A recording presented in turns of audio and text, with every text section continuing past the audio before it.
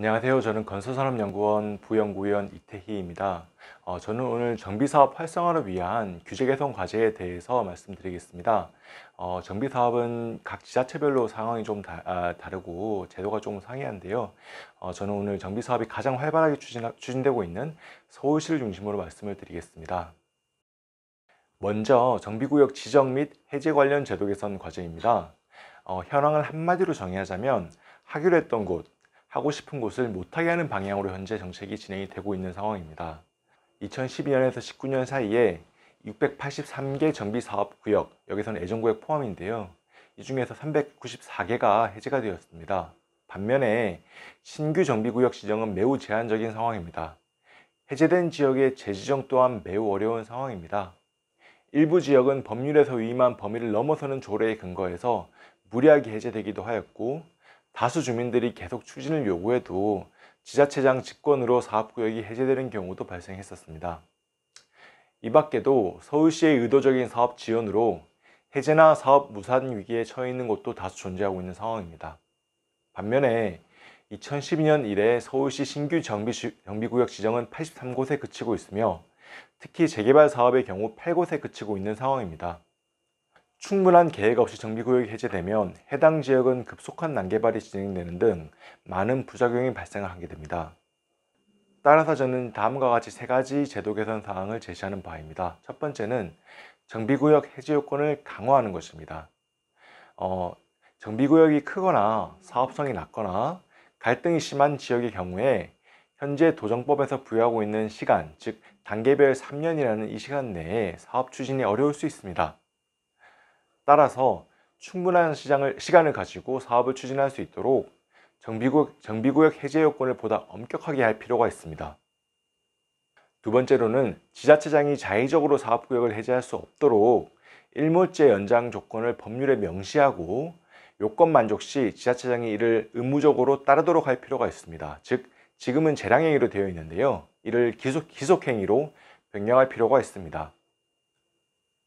세 번째는 정비사업이 필요하고 주민들이 원하는 지역은 정비사업을 추진할 수 있도록 정비사업 신규 및 재지정 요건을 완화하고 정비예정구역 제도를 재도입할 필요가 있습니다. 두 번째는 인허가 관련 규제 개선입니다. 현황을 한마디로 말씀을 드리면 부동산 시장을 불안 이유로 불합리하게 인허가가 지연되고 있는 사례가 속출하고 있습니다. 최근에 특히 강남권 재건축 사업을 중심으로 부동산 시장 불안을 이유로 정비 사업을 의도적으로 지연시킨 사례가 빈번하게 발생을 하고 있는데, 예를 들면 잠실 5단지, 여의도 압구정 음마아파트 재건축 사업 등이 있습니다. 이러한 지자체의 고의적 사업 지연 행위는 행정권 남용 및 과도한 재산권 침해에 해당한다고 할 수 있습니다. 현재 서울시는 사유를 명시적으로 밝히지 않은 채 심의 상정 지연, 계획 수립 지연 등 다양한 방법으로 고의적으로 사업을 지연시키고 있습니다. 이는 행정권 남용에 해당한다고 할 수 있습니다. 만일 부동산 시장 불안이 인허가 지연의 사유라고 한다면 그 수단이 적법한지, 목적을 달성시키기에 적합한지, 즉 실제로 부동산 시장 안정 효과가 있는지, 그리고 민간 사업인 재건축 사업을 지연시키는 정당한 근거가 될 수 있는지, 권리 침해의 정도가 지나치지 않은지 등에 대한 검토가 필요한 상황입니다. 제도 개선 과제는 크게 보면 원칙 있고 예측 가능하며 효율적인 인허가 절차가 필요합니다. 첫 번째로 부당한 이유로 인한 정비사업 절차 지연을 방지할 수 있는 입법이 필요합니다. 구체적으로 보면 법률의 심의기간을 명시하고 인허가 지연 사유를 보다 구체적으로 명시할 필요가 있습니다. 또한 부당한 법 집행으로 인한 손해가 발생 시 적절한 배상 규정 또한 마련할 필요가 있습니다. 두 번째로 통합심의를 도입하여 심의 절차를 간소화할 필요가 있습니다. 현재는 건축, 도시, 경관 등 유사위원회가 별도로 진행되고 있는데요. 이로 인해서 위원회 간 어떤 지적사항이 충돌하는 등 여러 가지 비효율이 발생을 하고 있습니다. 이를 통합해서 통합심의 도입을 하는 것이 제가 생각했을 때 효율을 높일 수 있는 적절한 방안이라고 생각합니다. 세 번째는 공정하고 수준 높은 심의를 위한 심의위원 선정에 관한 것입니다. 현재는 지자체의 코드에 맞는 전문가 위주로 선정이 되는 경향이 있는데요. 이러한 코드 인사를 지향하고 사업에 대한 이해도가 높고 다양한 시각을 대변할 수 있는, 이를 통해서 보다 수준 높고 합리적인 토론이 있는 심의가 될 수 있도록 심의위원 풀 구성이 필요하다고 생각합니다. 세 번째 제도 개선 사항은 공공기여 관련 규제 개선 사항입니다. 현황을 한마디로 정의하자면 인허가를 볼모로 정비사업에만 특별히 지나친 공공기여가 요구되고 있습니다. 서울시는 정비사업에만 적용되는 별도의 용적률 체계를 운용 중에 있는데요. 여기에 대한 정당성과 형평성에 대한 검토가 필요합니다. 정비구역에는 타 지역 대비 3종 일반 주거지역 기준으로 40%포인트 용적률이 무조건적으로 감해서 시작되고 있습니다. 이를 기준 용적률이라 그러는데요. 여기에다가 공공기여 등 일정 기준이 만족할 시에 추가 용적률을 부여하는 방식으로 용적률 체계가 운용되고 있습니다. 특히 민간 사업으로 분류되는 재건축 사업에 있어서 특히 민간 사업자에게 불리한 형태인 현 용적률 체계의 정당성과 형평성에 대한 검토가 요구됩니다. 또한 현 용적률 체계의 부정적 외부 효과와 정책의 장기적 지속 가능성에 대한 검토도 요구되고 있습니다.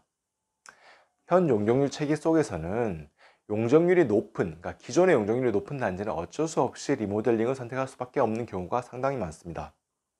하지만 공익과 사익 향상이 양측면에 있어서 리모델링 사업은 재건축 사업 대비 비교 연류에 있습니다.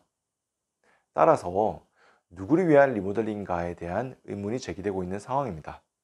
또한 소수 사업성이 좋은 단지의 재건축 사업이 종료되고 나면 나머지 사업성이 좋지 않은 다수의 고밀 노후 아파트는 어떻게 관리되어야 되는지, 그리고 향후 가구 수 감소와 부동산 시장이 침체될 시에도 사업 추진이 가능한 모델인지에 대한 검토 또한 필요합니다.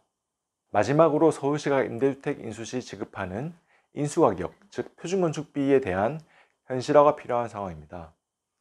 현재 서울시가 조합으로부터 인수 시에 지급하는 가격은 조합이 건설회사에 지급하기로 한 최초 도급가 대비 70% 선에 그치고 있습니다.